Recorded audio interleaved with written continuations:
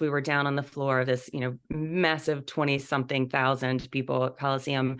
And I was chatting with a girl next to me, and I said that I've been painting. Here's the stuff. And she said, "Oh my God, I've seen your work. I've seen your stuff online." Hello, everybody. I'm here with Kelly Saunders, who is an artist in Art Revenue Coaching membership program.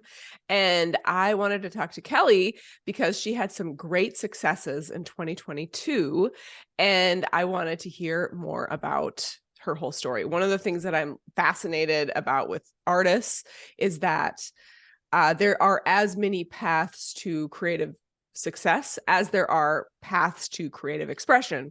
And so it's really interesting to hear what artists do to find their way, both to have their art recognized and then also to sell their art. So Kelly, thank you so much for joining us. So Kelly sent me an email, and the title of the subject line of the email was either paint or shut up, which is a great hook. So Kelly, I want to hear more about that. Absolutely. I've always loved painting, and I've always said, what might have happened had I pursued it? But I took the corporate route, loved my career, but still that was always in the back of my head of what if, and have said that enough times to my husband, who finally said, do it or shut up, basically. And I did it, and very glad I did. That was earlier this year, and it has been a whirlwind of a year, or I guess 2022. So you just started, had you ever painted before, or was it? So I did have some of the supplies, but just, it was a mental shift of like, okay, this isn't playing anymore. Just get in there and let's see what will happen. And it was, things felt a little wonky. They, a little disjointed at first until I really got into my groove. And once I hit the style that I'm doing now, it was just like, yes, this is it. This is my lane. This is where I'm supposed to be. And it's flowed from there. Yeah. So I was looking at your website, which I'll show some images on the screen here, and you for sure have a style and a niche. Can you say more about what that is and how you got there? So all my work is inspired by music. Music's always been a passion of mine and really fuels everything I do. So including my work, and you can see a little bit, I've got a tapestry of one of my pieces behind me. So I work solely with acrylics and palette knives and just get started. It's messy, it's semi-abstract style, and just see where each piece takes me. And a lot of it, a lot of my work are musical instruments, but also just scenes overall, but everything's inspired by music. And I try to tell a story, as music's a universal language anyway. So a lot of my pieces, I try to tell the story of what the feeling of that instrument is or the mood of the piece. So when you started painting for real in just February, it looks like. So then describe that commitment that you made to your studio practice and how you built it. Well, usually once I voice a dream or a goal, I have to follow through, because I'm not going to be embarrassed and say I didn't. So once I said, like, this is the year, let's see where it happens. And once I had every little bit of a win of, I made a little sale here, so let's see what else I can do.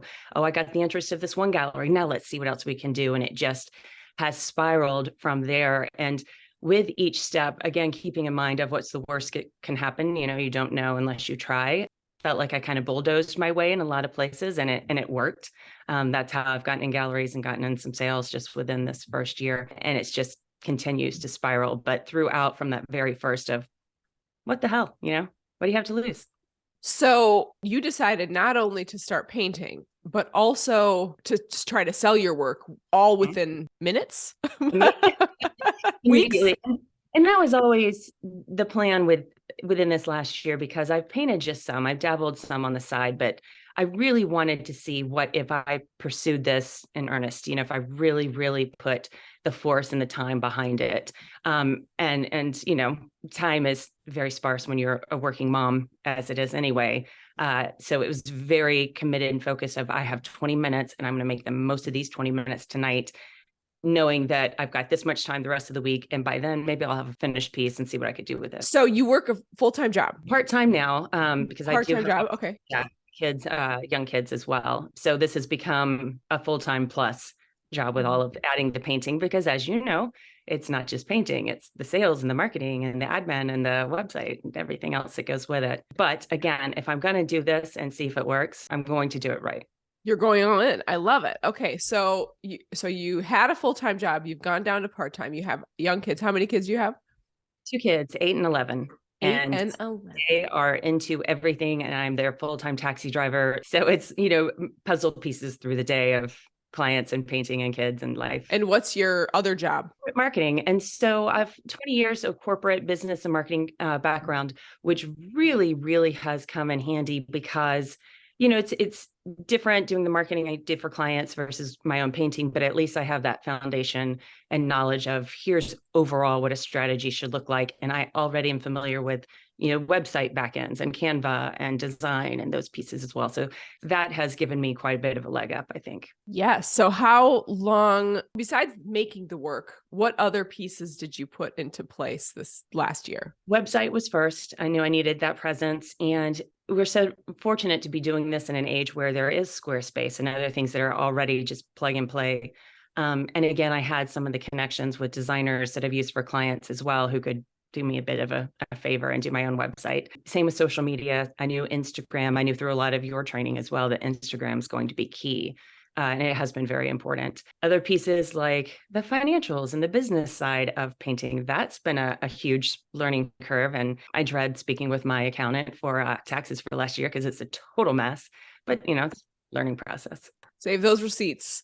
Exactly. That's my advice. Keep an Excel spreadsheet, save the receipts. Yep. We will have a training coming up very soon. It's funny because I just ran a poll for my ARC members to find out what kind of training that I should be providing for the coming year. And, the things that was very clear, people wanted, marketing and branding. They wanted sales strategies and techniques. And they did not want to know about how to manage their money. Like, nobody selected that one. And I'm like, well, sorry. Like, you're getting it anyway because it's important. It's part of it. If you're going to get to sail and do the fun painting, you have to do that piece too. Yes. Okay. So tell me about what were some big milestones for you this year as you basically started a business. You started a craft and a business and you taught yourself a niche and you just did this whole thing. You jumped in. I have never talked to someone like you. This is like, I am blown away right now. So, well, and I've just always thought if I fail, I want to fail because I tried everything, not just because I didn't try hard enough. But it was weird this year because I had no goals because I didn't know what to expect or how this worked. So I thought, I need a presence in galleries. And so I just went in, asked, who do I need to speak with? Here's my stuff. Let me show you my things. Can I, get representation?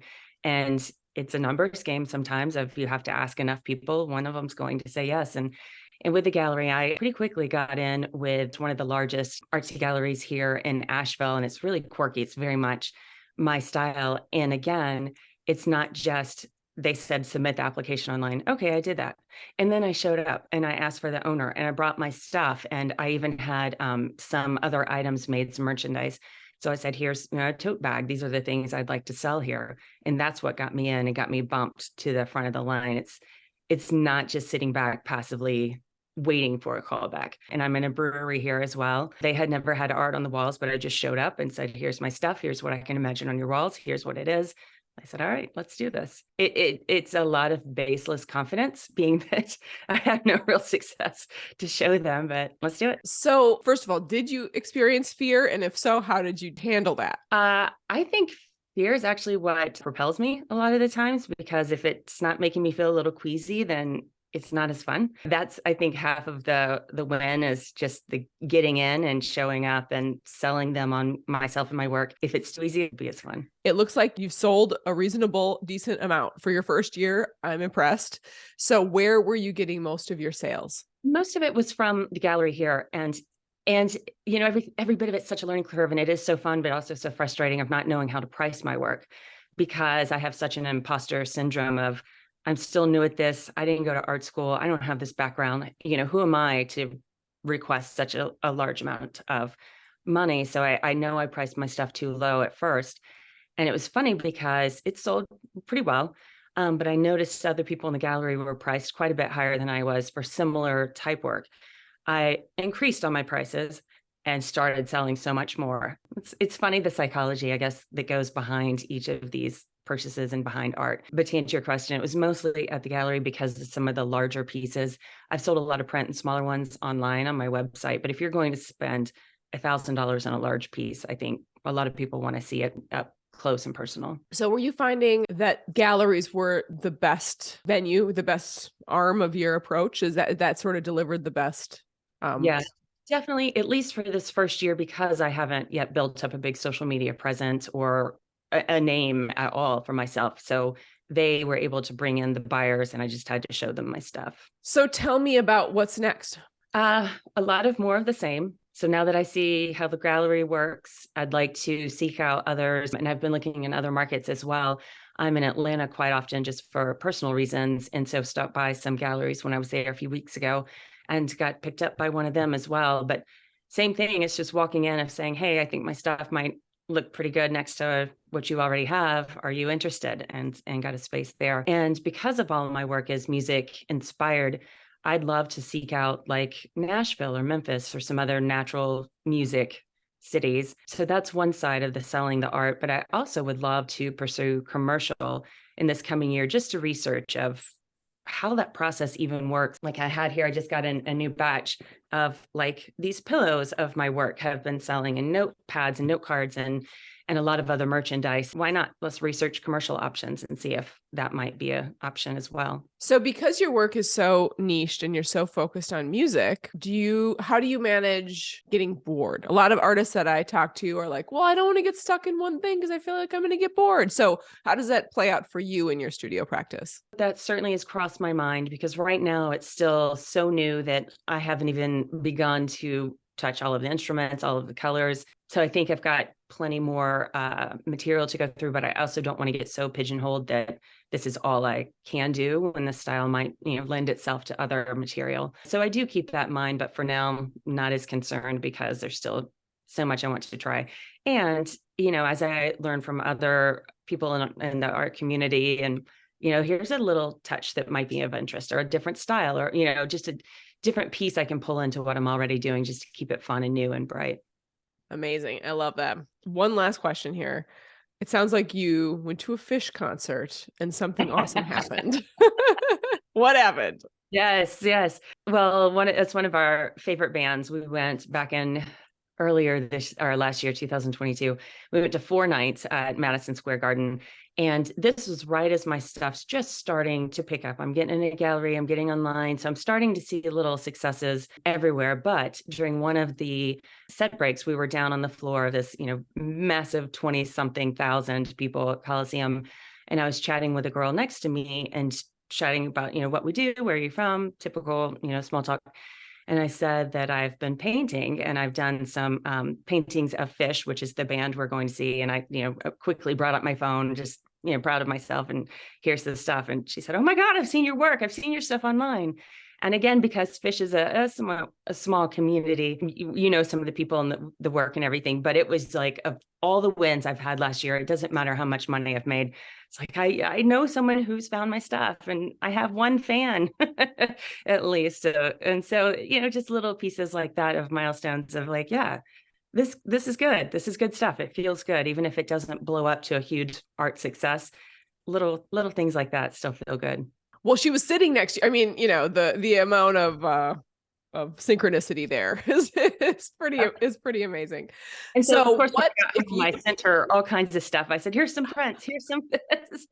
You're gonna get the greatest care package of all. Oh, I love it. So, there might be somebody listening who they've always wanted to be an artist, but they're exactly where you were in January of 2022. And they're like, I don't have time. I've got kids. I've got a job. I don't have the background. I didn't go to art school. But they have this like little spark in their heart. What advice would you give to them? Well, I just kept thinking, all right, in 10, 20, 30, 40 years, am I going to look back and say, oh my God, I tried it and this is so cool. Here's what came of it. Or I tried it and it was a bust. But at least I did not live the last, 40 years of my life wondering what if. So what do you have to lose? Brilliant. I love that. That's good advice for the beginning of the year for sure. What do you have to lose? Don't let fear hold you back. You might fail, but oh well. Rather know than not know. Always wonder. So can you tell us where to find you? What's your website? What's your Insta handle? It's Kelly Saunders Art, and that's Kelly. Saunders is Saunders art.com. And that's also my handle on Instagram as well. Amazing. Well, everybody go check out Kelly online, and I can't wait to see what you make this year. Kelly, thanks for chatting with me. Thank you so much. Good to see you. Thank you. Appreciate it. Take care.